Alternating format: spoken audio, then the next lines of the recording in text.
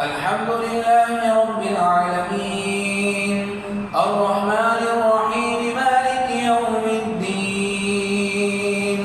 إياك نعبد وإياك نستعين اهدنا الصراط المستقيم صراط الذين أنعمت عليهم غير المغضوب عليهم ولا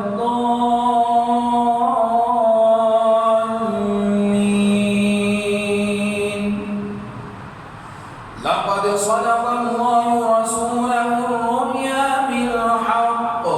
لتدخلن المسجد الحرام إن شاء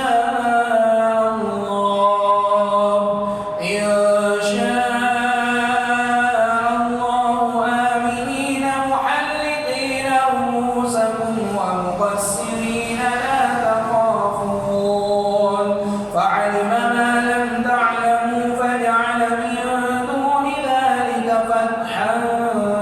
قريبا هو الذي أرسل رسوله بالهدى ودين الحق ليظهره على الدين كله وكفى بالله شهيدا محمد رسول الله محمد رسول الله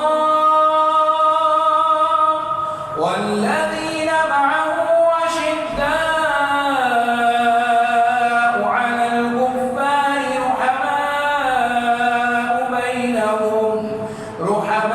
رحماء بينهم تراهم ركعا سجدا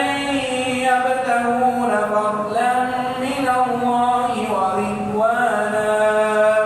سيماهم في وجوههم